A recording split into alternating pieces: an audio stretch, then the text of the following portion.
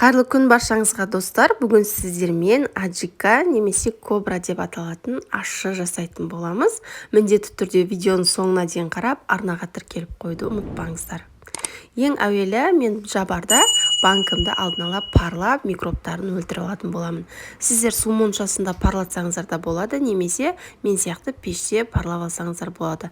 Астыңғы табаға су қойып, банкілерімді теріс қаратып, 180 градуста қызып тұрған пеште 20-25 минут көлемінде ұстап аламын. Ал енді бізге қажетті қызыл болгар бұрышы, қызанақ және де сарымсақ, ащы бұрыш және аскөктер қажет болады.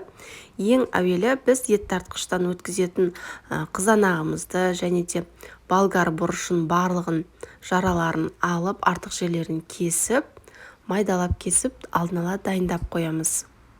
Ал ащы бұрыштың тек қана таяқшаларын ғана аламыз, ішін алудың қажеті жоқ. Барлығын дәл осылай алып, ең әуелі сарымсақты ет тартқыштан өткізіп, бөлек ыдысқа салып қойыңыздар. Сарымсақты ең соңында салатын боламыз. Сол себепті оны араластырмағандарыңыз жөн. Мен ет тартқыштан сарымсақты бірінші өткізіп, оны бөлек алып қойдым. Содан соң ащы бұрышты өткіземіз. Егер сіздер аджиканың ащы болған қалсаңыздар, одан да көп салсаңыздар болады, өздеріңіздің қалауларыңыз бойынша. Содан соң қызыл болгар бұрышын өткіземіз. Оның артынша қызанақты өткізіп, барлығын түгелімен бір ыдысқа сала береміз. Барлығын салдық ыдысымызға. Содан соң газымыздың астын жағып, дәміне қарай өздеріңіз тұз салыңыздар. Тұзын салып, жақсылап араластырып, қақпағын жауып қайнағанша күтеміз.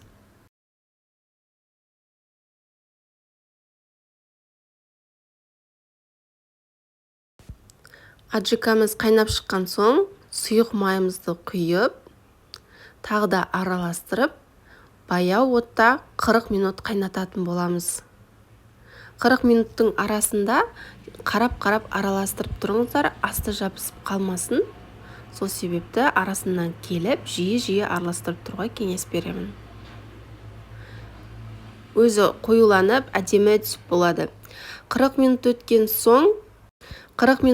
соң ұсақтап туралған ас көкімізді және де ет тартқыштан өткен сарымсағымызды салып, 5-10 минут қайнатып жіберіңіздер.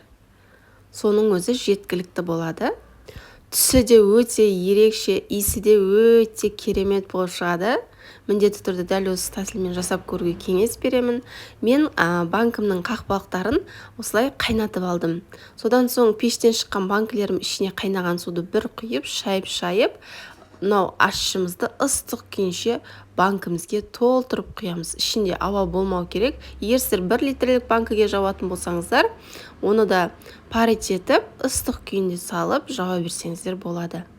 Мен осындай кіші банкілерге құйып шықтым. Өйткені ащыны кіші банкіге салсаңыздар, свежий күйінде қыста қолданғанға өте керемет болады. Барлық банкілерді салып, жауып болған соң, кішкене банкіға жауған соң, қысып жауларыңызды сұраймын. Өйткені ашып кетпеу үшін қақпақтарын қысып жау маңызды. Міне осындай қараңыздаршы, түсі өте әдемі болып шықты. Дәл осы ыстық күйінше барлық банкілерді теріс қаратып төңкеріп қоямыз. Және де үстін қалың одеялмен немесе маталармен жауып, бір түнге қалдырып қоясыздар. Бір түн өткен соң дәл осы ащыны салқын қараңғы жерде қысқа дейін сақтай бересіздер. Осымен біздің ащы аджикамыз дайын.